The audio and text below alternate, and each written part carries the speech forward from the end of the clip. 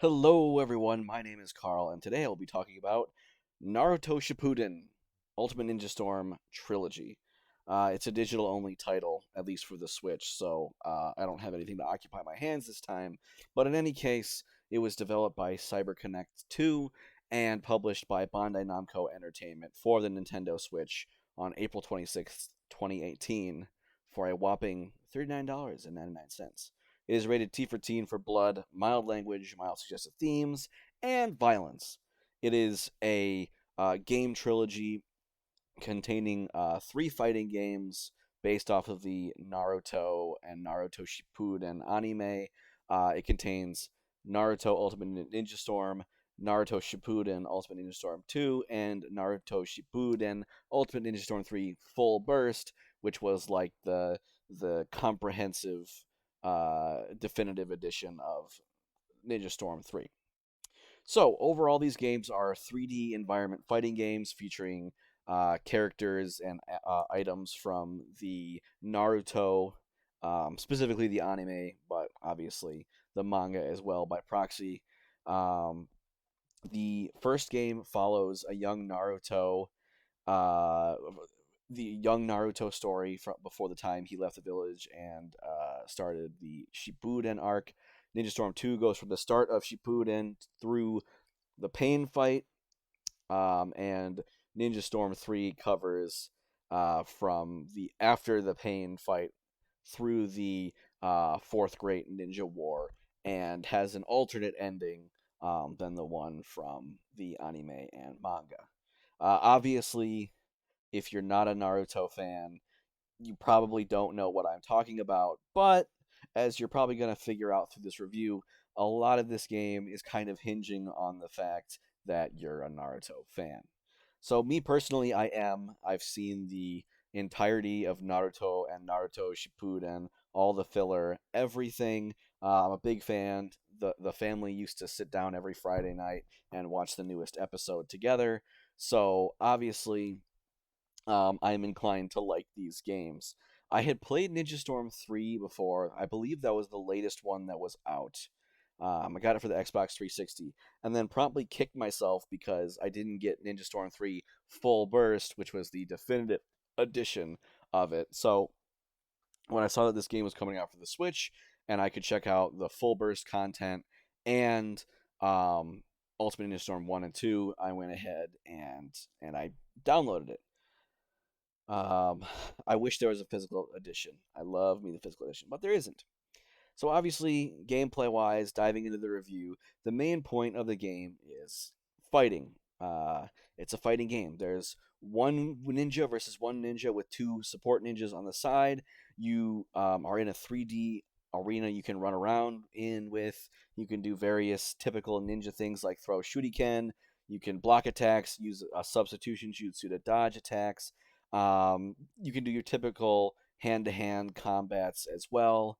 But the main gimmick that tries to set this fighting game apart from other ones is the chakra gauge. If you use a jutsu or an ultimate jutsu, which are your stronger attacks that you want to land more often, it uses up chakra, and you need to hold a button to charge up the chakra in order to use those jutsu, as well as a few other techniques that utilize chakra. So the whole point is fighting is a lot of trying to utilize your chakra to the fullest while also keeping the pressure on your opponent so that they don't have any time to recharge theirs. And there's also like varying like awakening modes as well in each of the three games. When you meet certain conditions, when your HP drops below what a certain threshold, you can charge up your chakra even more to maybe transform or unlock a stronger moveset or whatever. Try to put the pressure on your opponent. So each game has a story mode as well as some sort of free play mode where you can just pick you and a computer or a friend can pick a your characters and duke it out. And 2 and 3 have online, which I think is still supported. Don't quote me on that. In any case, to dive into the gameplay of the first game, instead of just like going through a linear like okay this fight and then this fight and then this fight as they happen in Naruto, like they created a whole 3D model a whole map of the Hidden Leaf Village for you to explore, and I thought that was really cool, given that in the anime you never really get to just like kind of see what what is where in relation to what so much. So it was nice to be able to just move around and see, oh, okay, this is here, that's there, this is where all these certain things in. So that was cool. I really liked that. And as you do, as you wander around the Hidden Leaf Village, you'll like meet people that'll ask you for requests, and as you like do these requests, you'll kind of unlock flashback fights that kind of take place that mimic the fights that happen in the anime. For example, near the end of the game, you play as Naruto fighting like Sasuke at the Valley of the End. You know, and you start out the battle where you're playing as awakened Nine Tails Sasuke, Naruto, and you're fighting awakened curse mark Sasuke, and you have to like go through with that fight. It was fun exploring the Village of the Hidden Leaves, but truth be told, things did get a little boring and repetitive near the end when you're doing like things over and over again just to like kind of do these monotonous tasks, these tedious tasks to push the story forward so that you can actually get to the good stuff. You know. I really wanted to just be able to play through the story. Naruto Ultimate Ninja Storm is more of your typical thing. There are like areas that you can maneuver your way through, but like the emphasis is much less on like exploration or whatever. It's just kind of a okay, get from one place to the next. And you play through instead of flashbacks, you play through the events as they happen, like they did in the anime. And you have various fights that you have to do.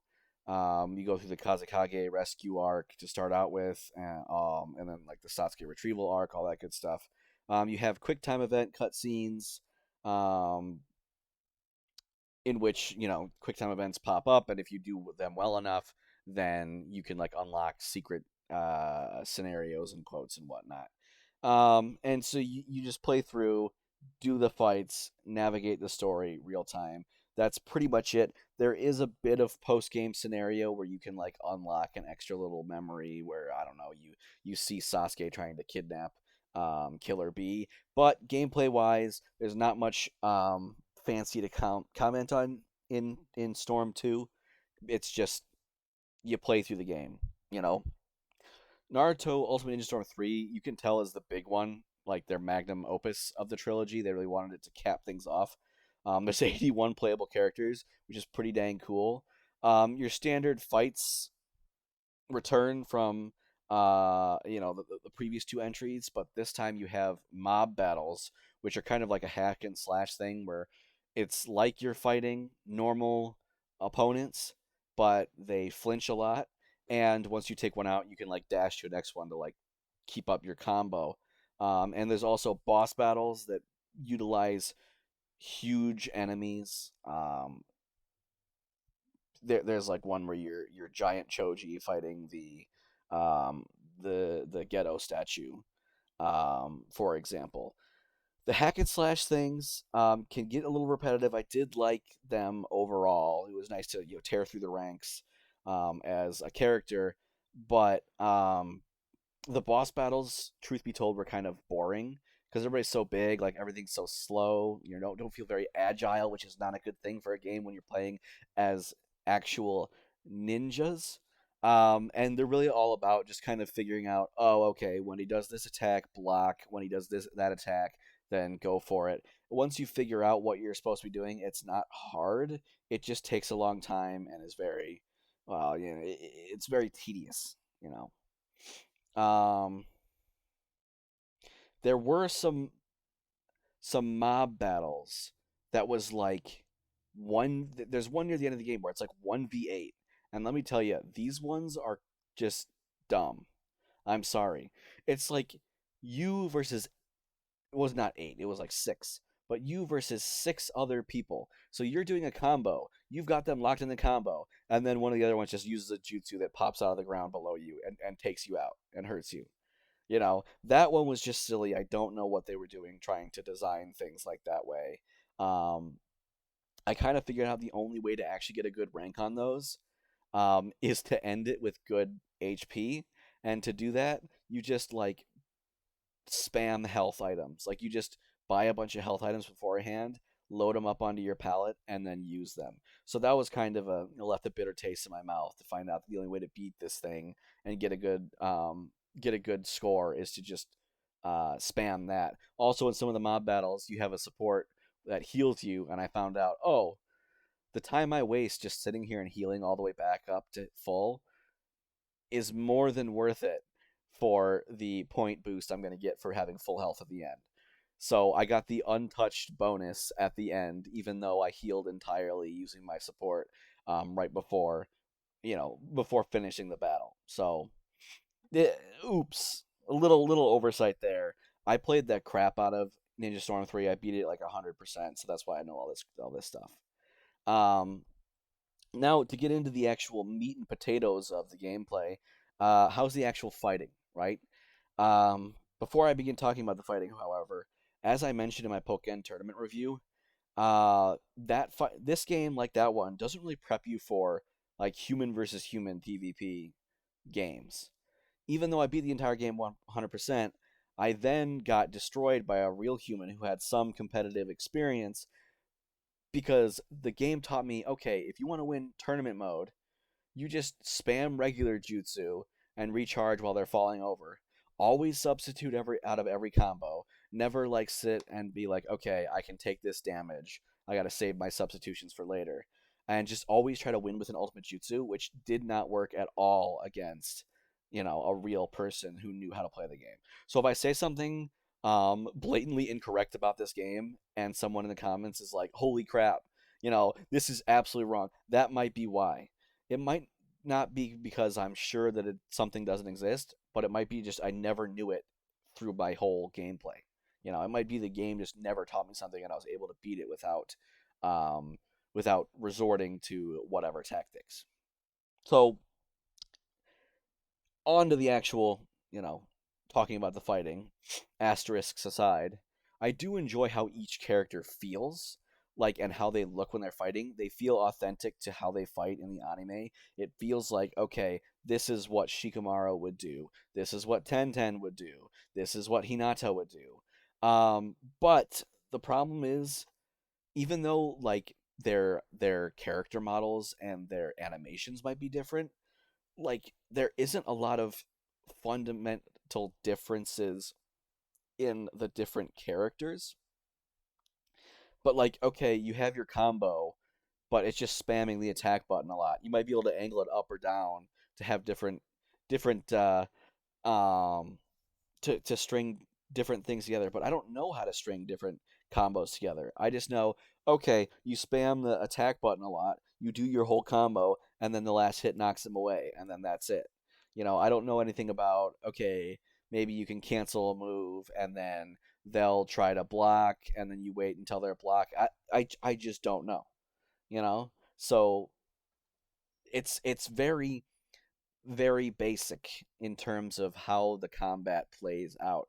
The jutsu themselves, it's usually just like a hitbox of, okay, I'm going to dash forward and try to hit you with something. I'm going to shoot something at you, or I'm going to surround myself with a hitbox and hope you get into it. And Ultimate Jutsu have similar problems. You use them, they say some fun line or whatever, and then you hope that you hit them with the initial hitbox, because if you don't, then it fails, and like that's it. If once you hit them with the initial hitbox, it goes into a little cutscene animation, and then you just sit there.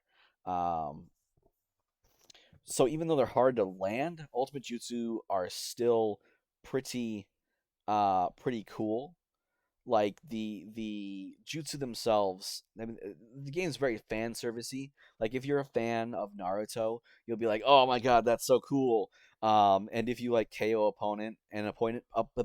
if you KO an opponent in Ninja Storm 3 with an ultimate jutsu before you deal the final blow, it brings up this like still frame from the anime with like old timey film filter over it, and they say something cool. And sometimes if you're fighting a certain character with a certain character, you'll the the quote will be different. For example, if you're playing as Kakashi, he'll show a picture of him, Naruto, and Sakura, and he'll say something like, "I also have a few things I need to protect as a ninja," and then you'll do it. But if you're fighting Guy, Kakashi's eternal rival, he might say something like, "Sorry, Guy, looks like this round goes to me," or something like that. So that's cool. I definitely went into the free play mode and experimented with, oh, maybe Naruto will say something to Sasuke, stuff like that. Um, so overall, while it does feel cool to play as these characters, and it was very enjoyable to see, my favorite ninja fighting and duking it out under my control at my behest, um, it I enjoy it because I'm a fan of Naruto, not because I'm a fan of fighting games. I mean, I'm not a fan of fighting games, but I feel like if I was a fan of fighting games and not of Naruto, I would not really enjoy this game at all. Because like the fighting does not feel in depth. It's like dumb fun, not smart fun, if that makes any sense. And sometimes dumb fun can be good enough. Um, yeah, and so that's what I have to say about the gameplay. Story wise, of course, the game follows the Naruto story, specifically the anime one. They've got all the voice acting actors back, all that good stuff.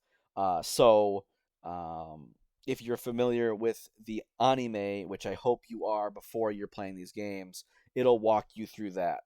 I um, if you're like playing these games not just to experience the Naruto story, you're probably in the minority. So I'm going to critique the story as an adaptation of Naruto, not as like a story itself. If you want me to critique the story of Naruto, I'll rate the show or the manga this is for, the video game. So, all in all, I do liked how they adapted it. Obviously, as a fan, it was fun playing as my favorite characters, and fighting opponents out myself.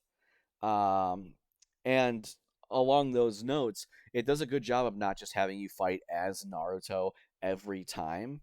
Um, you get to take a hold of different characters, and it's sure to kind of boost up fights that involve other characters, uh, so that you can actually play as them. So you're not just fighting, okay, Naruto versus that, Naruto versus that, this person. You actually get a nice spread, a smorgasbord of everything. In terms of like the first story, like I said, the first game story it plays out Naruto just fine. I'm not sure how I feel about the story kind of being a side note to you like running around the Hidden Leaf Village. Although it was cool to see it in its glory for you to explore. Like it was kind of mildly annoying to do side quests just for the sake of advancing the story. Um, as far as Storm 2 goes, like it's pretty darn basic in its presentation. You go here, you do the next fight, you listen to a cutscene, whatever. Um, it's stuck pretty close to the story. I don't really recall much to play about this game either way, because the biggest thing is Ninja Storm 3. That's really like the shining gem of the three. You can tell that they really put the most effort into it. It starts out with a prologue, dating before the anime story even starts, with the Nine Tails attack on a Leaf Village, the fourth Hokage's struggle to save the village, and the third Hokage's struggle to fight the Nine Tails. So that's pretty cool as like kind of a bookend. Then it picks up well into the reconstruction after the Pain fight, and it goes through the development of the Fourth Great Ninja War, and how it started, and Sasuke's assassination attempt on Danzo, to the actual declaration of war, to the development of the war itself, which it's pretty cool. It shows like a map of like where everybody is and what's going on, and you can choose. There's like a part where there's like three different battles going on at the same time, and you can choose what order you want to do them. And it's kind of cool how it does it like that. It was really fancy in its presentation, and I very much enjoyed how it conveyed a story that I already knew to me. Um, The ending is a little weird. It's not the same as in the anime, and I'm not going to spoil anything, but I mean, probably because the game came out literally before the end of Naruto Shippuden came out in the manga, so like literally the actual end of the Fourth Great Ninja War had not been written yet, so obviously kind of hard to adapt something that doesn't exist. So they just kind of had to work with what they had. They wanted to release a game and they wanted to end it. So instead of having the actual ending from the manga, they just kind of have a thing where um, they end up like the bad guys don't carry out their plan all the way to the fullest before Naruto beats them, you know. They just get pretty far and then they get stopped and the bad guys are kicked out and everybody's happy, you know. I didn't have too much problem with the ending. It was a little abrupt, I felt like, where it's just kind of like, okay, here's the big bad. They're not actually going to achieve what they wanted to achieve because you'll beat them too early. So I was like, meh. I didn't have too much problem with it though. It was an okay ending. Um, Another thing that they introduced throughout the story is what's called ultimate decisions. So it's a place where they're faced with like, okay, do you want to do this or that? The fight's gonna change, and basically it's like if you want to choose hero mode, that's the easier one, and if you want to choose legend mode, the harder one. The problem is they don't actually make any narrative sense. One of the choices is literally, okay, we're fighting these seven people. Like we got to take them all out. Do we A, hero mode, split them up and fight them one by one to try to reduce casualties by ganging up on each group, or B, do we just say screw it and fight them all at once? You know, it's like doing the stupid thing and making your own life harder just for the sake of difficulty spike. I wish they had done that. I get why they did it. Of like, okay, more advanced players want to go on the legend path, maybe. But like, it's just kind of hokey that they're like, hey, Sensei, we should split them up and take them on one by one so we can reduce casualties on our side. I understand you, Sakura, but I want to have fun and take all eight out at once or all seven out at once or whatever. It's kind of like, really? Um, Kind of a bad way to try to artificially introduce narrative and difficulty diversity.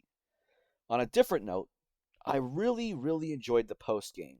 Because after Peace returns to the land, the game opens up and just lets you travel through everywhere you went through the main story. You can go to any country. You find out that like everything is interconnected, so that's really cool. Um, you can go and talk to different people in different villages. You can have mail correspondence with different characters and Naruto. It's really good as someone that knows and loves these characters to see them interact in situations and with other characters that they normally wouldn't react with. It did feel like a bit like filler at times. There were some fetch quests, that sort of thing. But it was overall nice to see all these different characters interacting with a little cherry on top. Like you beat the game, and the game gives you like a little bit extra.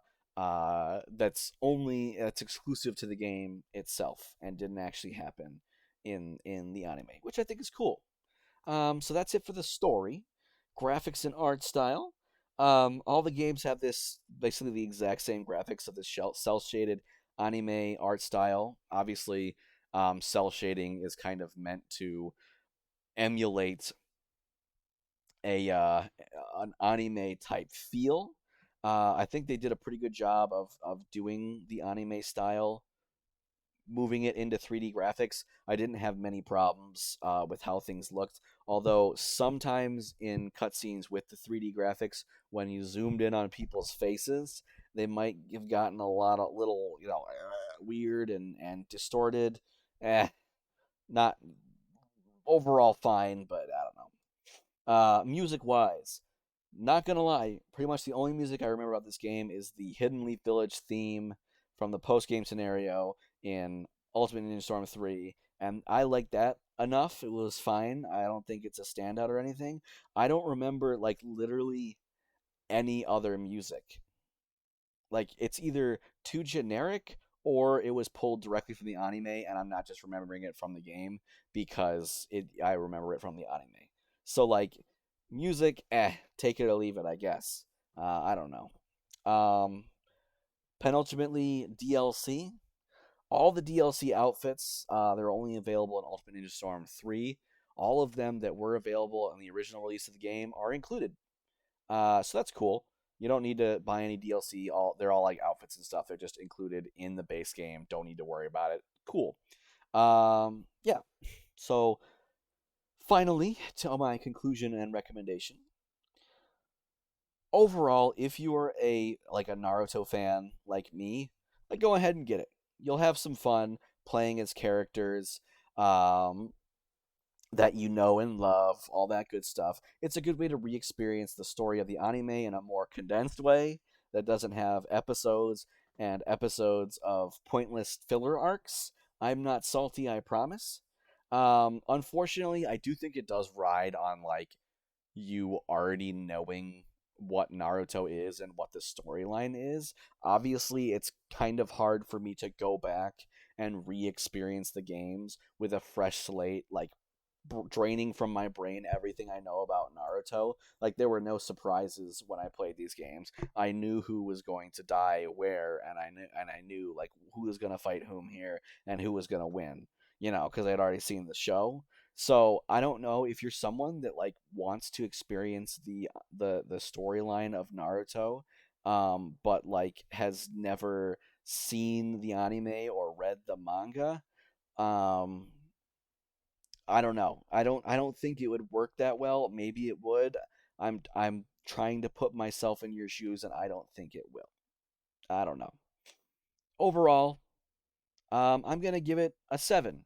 Uh, it does do a good job of paying homage to the show itself and make you feel cool playing as your favorite characters. However, it might rely on this a little too much. If you're just someone who's a fan of fighting games in general, you might find yourself kind of underwhelmed by what these games have to offer. But yeah, that's it for that. If you agree, disagree, have any questions or comments, you can put them down in the comment section below. I read all my comments. Um, Other than that, stay safe out there, folks, and have a nice day.